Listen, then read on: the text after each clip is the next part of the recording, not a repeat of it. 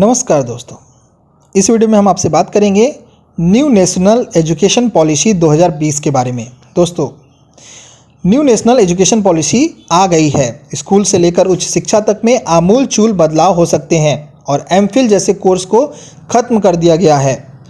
दोस्तों, कैबिनेट ने राष्ट्रीय शिक्षा नीति 2020 को मंजूरी दे दी है। इसकी जानकारी देते हुए केंद्रीय मंत्री प्रकाश जावड़ेकर ने बताया है कि प्रधानमंत्री नरेंद्र मोदी जी की अध्यक्षता में मंत्रिमंडल की बैठक में 21वीं सदी की नई शिक्षा नीति को मंजूरी दे दी गई है। यह बेहद महत्वपूर्ण है क्योंकि 34 सालों से शिक्षा नीति में कोई भी परिवर्तन नहीं हुआ था। मुझे उम्मीद है कि देशवासी इसका स्वागत करेंगे। दोस्तों, प्रकाश जावड़ेकर ने कहा कि सरकार ने नई शिक्षा नीति को लेकर 2 समितियां बनाई थीं। एक TCR सुब्रमण्यम समिति और दूसरी डॉक्टर के कस्तूरी रंगन समिति बनाई गई थी। नई शिक्षा नीति के लिए बड़े स्तर पर सलाह लिया गया था। इसके लिए देश के 2.5 लाख ग्राम पंचायतों के 6600 ब्लॉक और 676 जिलों से सलाह मांगे गए थे। लोगों से पूछा गया था कि आप नई शिक्षा नीति में क्या क्या बदलाव चाहते हैं। 2.25 लाख सुझाव आए थे। उच्च शिक्षा और स्कूली शिक्षा के लिए अलग अलग टीमें बनाई गई थीं।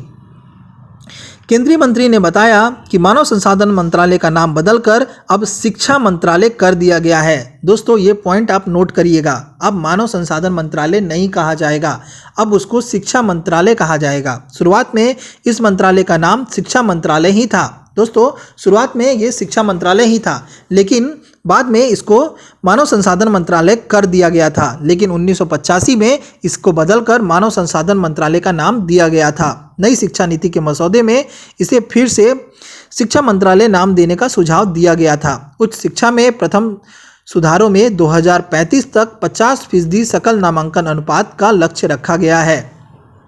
इसमें एक अधिक प्रवेश निकास का प्रावधान भी शामिल है। दोस्तों, जाने कैसे होगा 10+2 का नया फॉर्मेट। दोस्तों, नई शिक्षा नीति में 10+2 के फॉर्मेट को पूरी तरह से खत्म कर दिया गया है। अब इसे 10+2 से बांटकर 5+3+3+4 के फॉर्मेट में ढाला गया है। इसका मतलब है कि अब स्कूल के पहले 5 साल में प्री प्राइमरी स्कूल के 3 साल और कक्षा 1 और कक्षा 2 सहित फाउंडेशन स्टेज शामिल होंगे। फिर अगले 3 साल की कक्षा 3 से 5 की तैयारी के चरण में विभाजित किया जाएगा। इसके बाद में 3 साल मध्य चरण कक्षा 6 से लेकर कक्षा 8 और माध्यमिक अवस्था के 4 वर्ष यानी कक्षा 9 से लेकर कक्षा 12। दोस्तों, 5+3+3+4 के फॉर्मेट को आप आसानी से इस प्रकार समझ सकते हैं। जैसे पहला 5 का मतलब है नर्सरी से लेकर कक्षा 2 तक। दोस्तों, नर्सरी से लेके क्लास 2 तक को 5वें फॉर्मेट में रखा गया है। यानी कि पहला 5 क्लास नर्सरी से लेके क्लास 2 तक है। उसके बाद अगला 3 क्लास 2 से लेके क्लास 5 तक है और अगला 3 क्लास 6 से लेके क्लास 8 तक है और अगला 4 क्लास 8 से लेके क्लास 12 तक है। तो दोस्तों, इसके अलावा स्कूलों में कला, वाणिज्य, विज्ञान स्ट्रीम का भी कोई कठोर पालन नहीं होगा। छात्र अब जो भी पाठ्यक्रम चाहे वो ले सकते हैं। दोस्तों, उच्च शिक्षा में भी सुधार किया गया है। उच्च शिक्षा सचिव अमित खरे ने कहा है कि उच्च शिक्षा में कई सुधार किए गए हैं। सुधारों में ग्रेडेड एकेडमिक, प्रशासनिक और वित्तीय स्वायत्तता आदि शामिल है। नई शिक्षा नीति और सुधारों के बाद हम 2035 तक 50% सकल नामांकन अनुपात को प्राप्त कर सकेंगे। दोस्तों, मल्टीपल एंट्री और एग्जिट सिस्टम में पहले साल के बाद सर्टिफिकेट, दूसरे साल के बाद डिप्लोमा और 3 से 4 साल के बाद डिग्री दी जाएगी। नए सिस्टम में ये रहेगा कि 1 साल के बाद सर्टिफिकेट, 2 साल के बाद डिप्लोमा और 3 या 4 साल के बाद डिग्री मिल सकेगी। 4 साल का डिग्री प्रोग्राम, फिर MA और उसके बाद बिना MPhil के सीधा PhD आप कर सकते हैं। नई शिक्षा नीति के तहत MPhil कोर्सेज को पूरी तरह से खत्म कर दिया गया है।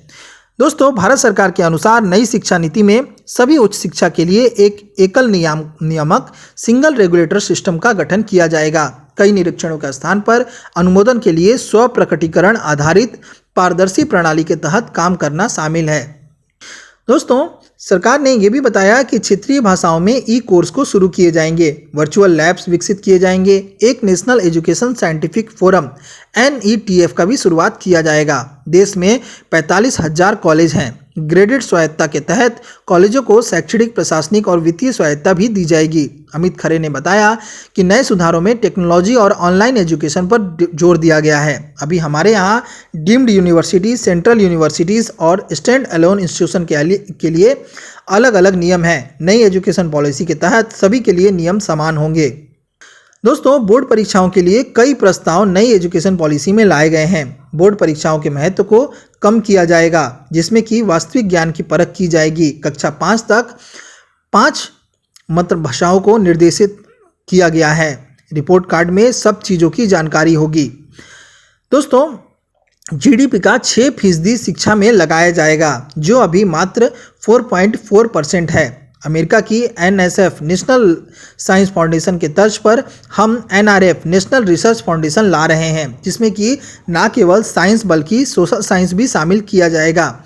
ये बड़े प्रोजेक्ट्स की फाइनेंसिंग भी करेगा। ये शिक्षा के साथ रिसर्च में भी हमें आगे आने में मदद करेगा। दोस्तों, अब हम आपको बता देते हैं न्यू एजुकेशन पॉलिसी 2020 की खास बातें। दोस्तों, 5वीं तक पढ़ाई के लिए मातृभाषा या फिर स्थानीय भाषा के जरिए ही होगी। 6ठी कक्षा के बाद से ही वोकेशनल एजुकेशन की शुरुआत होगी। यूनिवर्सिटीज़ और उच्च शिक्षण संस्थानों में प्रवेश के लिए कॉमन एंट्रेंस एग्जाम होंगे।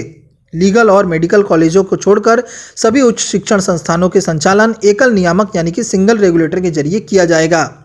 नई शिक्षा नीति के तहत एमफिल कोर्सेज को पूरी तरह से खत्म कर दिया गया है। सभी सरकारी और निजी उच्च शिक्षण संस्थानों के लिए एक तरह के मानदंड होंगे। बोर्ड परीक्षा रटने पर नहीं बल्कि ज्ञान के इस्तेमाल पर आधारित होगी। संस्थानों के पास ओपन डिस्टेंस लर्निंग और ऑनलाइन कार्यक्रम चलाने का विकल्प भी होगा। उच्च शिक्षा के लिए बनाए गए सभी तरह के डीम्ड और संबंधित विश्वविद्यालयों को सिर्फ अब विश्वविद्यालय के रूप में ही जाना जाएगा। दोस्तों, कुछ खास पॉइंट्स के बारे में बात करते हैं। हर छात्र की क्षमता को बढ़ावा देने के लिए प्राथमिकता दी जाएगी। छात्रों के लिए कला और विज्ञान के बीच कोई कठिनाई अलगाव नहीं होगा। शिक्षकों के साथ साथ अभिभावकों को भी जागरूक करने पर जोर दिया जाएगा। वैचारिक समझ पर जोर होगा। रचनात्मकता और महत्वपूर्ण सोच को बढ़ावा मिलेगी। नैतिकता संवैधानिक मूल्य पाठ्यक्रम का प्रमुख हिस्सा होगा।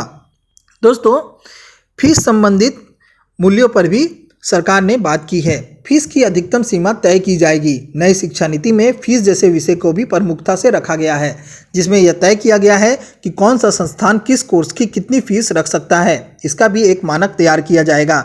साथ ही अधिकतम फीस कितनी हो सकती है, इसका दायरा भी तय किया जाएगा। मंत्रालय के उच्च शिक्षा सचिव ने बताया है कि फीस पर यह कैपिंग अधिकतम सीमा उच्च शिक्षा और स्कूली शिक्षा दोनों के लिए लागू होगी। इसके दायरे में निजी और सरकारी दोनों ही संस्थान शामिल होंगे। मौजूदा समय में बच्चों की पढ़ाई में फीस एक बड़ी बाधा बनी हुई है। ऐसे में इस नीति में कहा गया है कि वह ऐसी फीस का दायरा रखेंगे जिससे कि हर विद्यार्थी, हर बच्चा पढ़ सके। तो दोस्तों, उम्मीद करते हैं नई शिक्षा नीति के बारे में आपको पूरी जानकारी मिल चुकी है। नमस्कार।